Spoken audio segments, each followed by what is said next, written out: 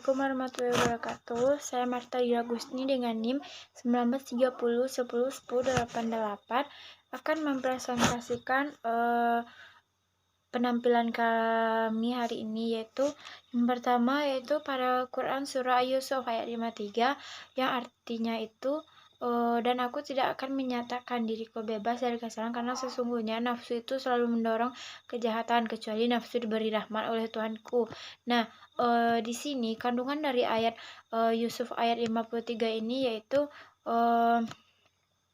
bahwa menerangkan pengakuan dari istri Al-Aziz dengan terharu dan rasa penyelesaian mendalam bahwa dia tidak dapat membersihkan dirinya dari kesalahan dan ketelanjuran. Dia juga mengakui bahwa memang dia yang hampir mengkhianati suaminya dengan merayu Yusuf ketika suaminya tidak di rumah. Nah, Yusuf dipenjarakan atau ditimpakan kepadanya siksaan yang pedih. Istri Al-Aziz telah melakukan kesalahan ganda, yaitu berdusta dan menuduh orang yang jujur dan bersih serta mencoboskan ke penjara. Pada akhirnya ini dijelaskan bahwa Allah Maha Pengampun dan Maha Penyayang. Nah, tafsirnya yaitu pada tafsir Al-Jalalain yaitu dari kesalahan-kesalahan yaitu hawa nafsu banyak menyuruh lafal ma di sini bermakna man yaitu orang atau diri, sehingga terpeliharalah dari kesalahan-kesalahan dan dapat diampuni. Nah, yang ayat kedua yaitu Quran surah As-Sajdah ayat 13 yang artinya yaitu dan jika kami menginginkan niscaya kami akan memberikan kepada setiap jiwa petunjuk baginya, tetapi telah ditetapkan ketetapan dariku. Pasti akan aku penuhi neraka jahanam dengan jin dan manusia bersama-sama. Sebetulnya Allah mampu memaksa setiap manusia untuk beriman, namun hal tersebut justru akan merendahkan martabat mereka menjadi dengan setara antara matahari dan bumi, langit dan sebagainya yang tidak punya pilihan lain kecuali tunduk. Nah, di sini kami mengkehendaki memberi petunjuk. Niscaya kami memberikan kepada setiap jiwa petunjuk baginya. Tetapi telah ditetapkan perkataan ketetapan dariku bahwa pasti akan memenuhi neraka jahanam dengan jin dan manusia. Nah, yang ketiga yaitu Quran surah Al-Ankabut ayat 57 yang artinya setiap yang bernyawa akan merasakan kematian, kemudian hanya kepada kami kamu dikembalikan. Nah, penjelasan tersebut ditafsir oleh tafsir Al-Muyassar Kementerian Agama Arab Saudi yang menyatakan bahwa tiap-tiap jiwa yang hidup dan merasakan kematian kemudian kepada kami kalian akan dikembalikan untuk menghadapi perhitungan amal dan pembalasan. Mungkin hanya itu. Penampilan selanjutnya akan disampaikan oleh rekan saya. Bismillahirrahmanirrahim. Baik, saya Nisti Maharani 1930101105 akan menjelaskan yang poin D yaitu surah Al-Luqman ayat 28 sampai 34. Ayat 28 surah Al-Luqman yaitu ma khalaqakum wala ba'sukum illa kanafsin wahidatin innallaha sami'un basir, yang artinya menciptakan dan membangkitkan kamu bagi Allah hanyalah seperti menciptakan dan membangkitkan satu jiwa saja mudah. Sesungguhnya Allah Maha mendengar, Maha melihat. Surah Al-Luqman ayat 29 yaitu alam tara annallaha yulijul laila fin nahari wa yulijun nahari fil laili wa sahara ila ajalin musamma wa annallaha bima ta'maluna khabir, yang artinya tidaklah kamu memperlihatkan bahwa sesungguhnya Allah memasukkan malam ke dalam siang dan memasukkan siang ke dalam malam, dan dia tundukkan matahari dan malam masing-masing berjalan sampai kepada waktunya. yang ditentukan sampai kepada waktu yang ditentukan, dan sesungguhnya Allah Maha mengetahui apa yang kamu kerjakan. Surah Al-Luqman ayat 30. Zalika bi anna Allah huwal haqqu wa anna ma yad'una min dunihi al-batilu wa anna Allah huwal alimul kabir. Yang artinya demikian karena sesungguhnya Allah dialah Tuhan yang sebenarnya, dan apa saja yang mereka seru selain Allah adalah batil, dan sesungguhnya Allah dialah yang maha tinggi dan maha besar. Surah Al-Luqman ayat 31, yaitu alam tara annal fulka tajri fil bahri bi ni'matillahi liyuriyakum min ayatihi innallaha fi dzalika liayatil likulli sabarin takur. Yang artinya tidaklah sesungguhnya memperlihatkan bahwa sesungguhnya kapal itu berlayar di laut dan dengan nikmat Allah, agar diperlihatkan kepadamu sebagian terdapat tanda-tanda kebesaran bagi setiap orang yang sangat sabar dan banyak bersyukur. Ayat 32 yaitu dan apabila mereka di lamun ombak yang besar seperti gunung, mereka menyeru Allah dengan memurnikan ketaatan kepadanya, maka tatkala Allah menyelamatkan mereka sampai di daratan, lalu sebagian mereka tetap menempuh jalan yang lurus dan tidak ada yang mengingkari ayat-ayat kami selain orang-orang yang tidak setia lagi ingkar. Ayat 33 yaitu wahai manusia yang bertakwa kepada Tuhanmu, dan tatkala pada hari ketika seorang bapak tidak ada menolong anaknya dan seorang anak tidak ada menolong bapaknya, sungguh janji Allah pasti benar, maka janganlah sekali-kali kamu terperdaya oleh kehidupan dunia, dan jangan sampai kamu terperdaya oleh penipu dalam menaati Allah. Ayat 34 sesungguhnya hanya di sisi Allah ilmu tentang hari kiamat, dan Dia yang menurunkan hujan dan mengetahui apa yang ada dalam rahim, dan tidak ada seorang pun yang dapat mengetahui dengan pasti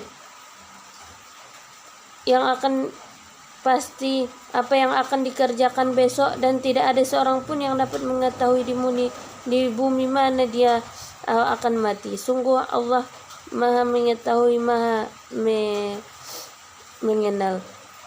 Asbabun nusulnya bahwa seorang lelaki datang kepada Rasulullah dan dia berkata bahwa seorang laki-laki penduduk padang pasir datang dan berkata, istri saya hamil sesuai jenis kelamin bayi yang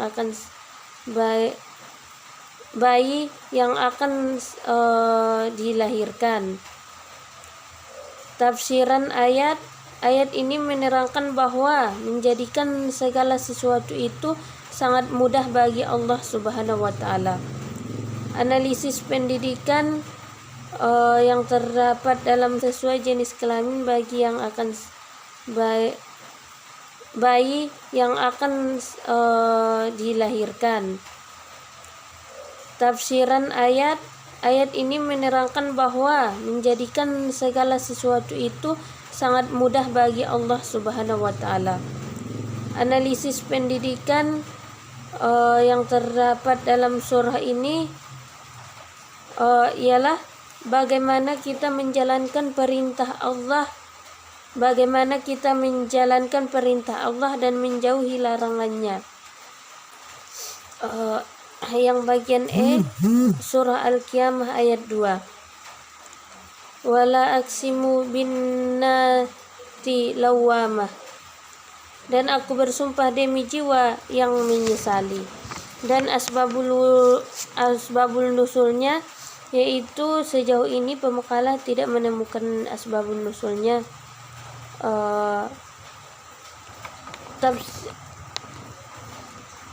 tafsiran ayat ini, analisis pendidikan yang terdapat dalam ayat ini, bagaimana Allah bersumpah orang yang mencela dirinya karena bagaimana Allah bersumpah yang mencela dirinya karena kurang sempurna dalam melakukan ibadah.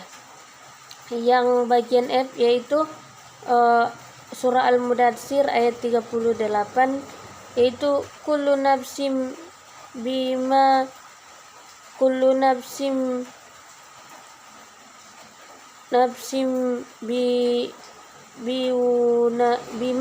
kasabat rahimah, yang artinya setiap orang bertanggung jawab atas apa yang dilakukannya.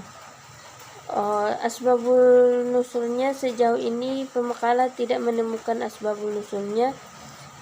Tafsirannya yaitu pernyataan kepada seluruh manusia dalam kaitannya dengan kebebasan memilih yang telah ditegaskan dalam ayat-ayat sebelumnya. Analisis pendidikannya yaitu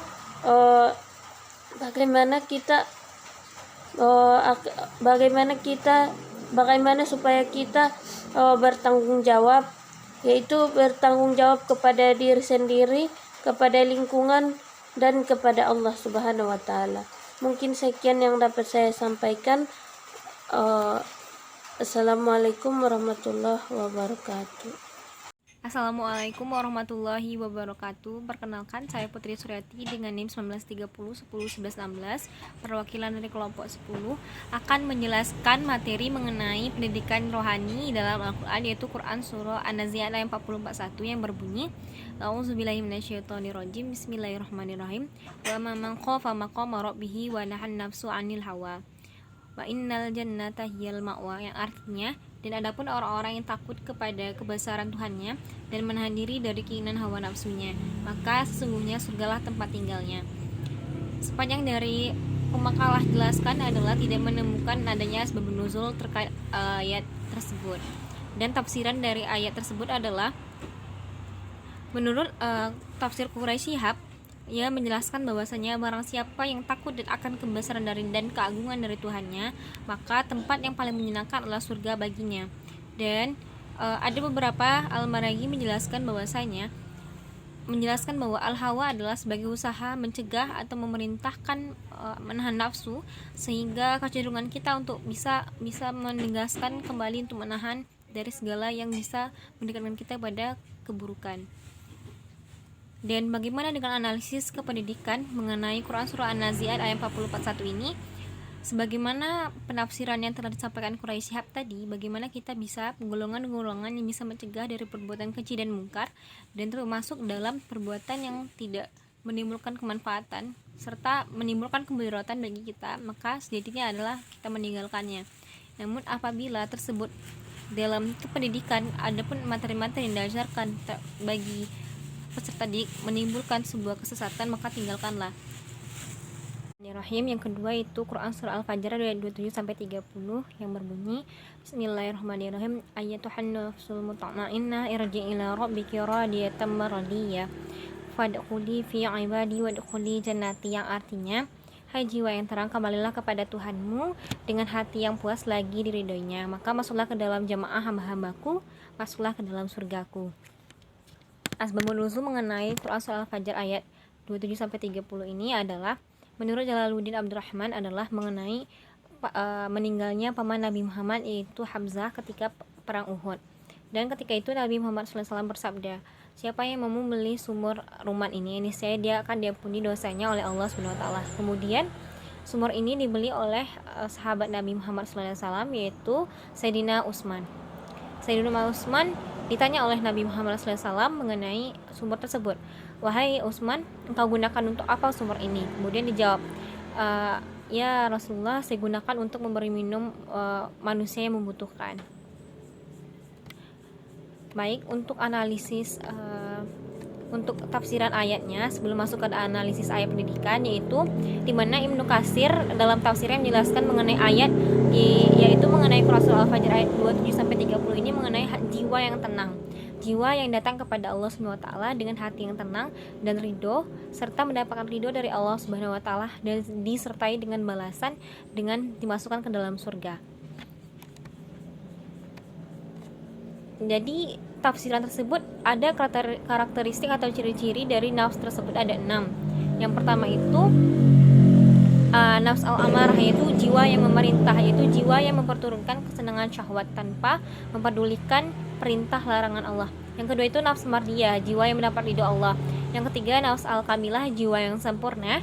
Dan yang keempat itu nafs mulahamah, jiwa yang mesali diri. Yang kelima itu nafs hayawaniyah. Yang keenam itu al-mutmainnah, yaitu jiwa yang tenang menuju ke ridhonya Allah Subhanahu wa taala.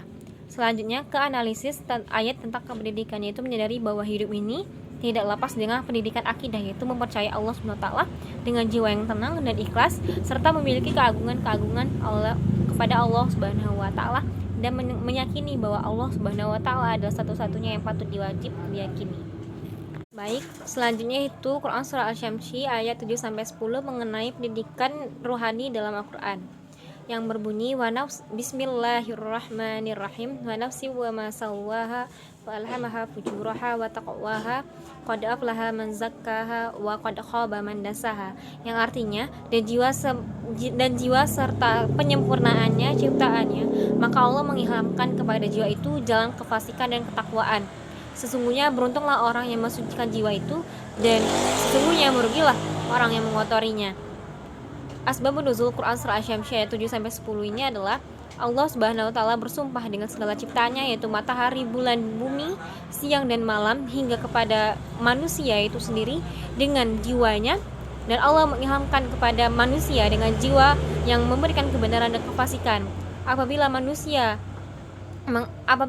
tersebut mengilhamkan ataupun mengotorinya hati tersebut, katakanlah kata-kata tersebut termasuk pada jiwa kefasikan.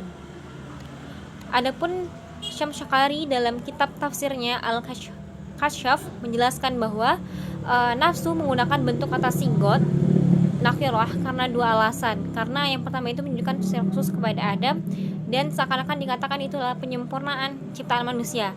Dan selanjutnya itu menunjukkan kepada setiap jiwa manusia ini merupakan fitrah mengilhamkan adanya yang kebaikan dan keburukan.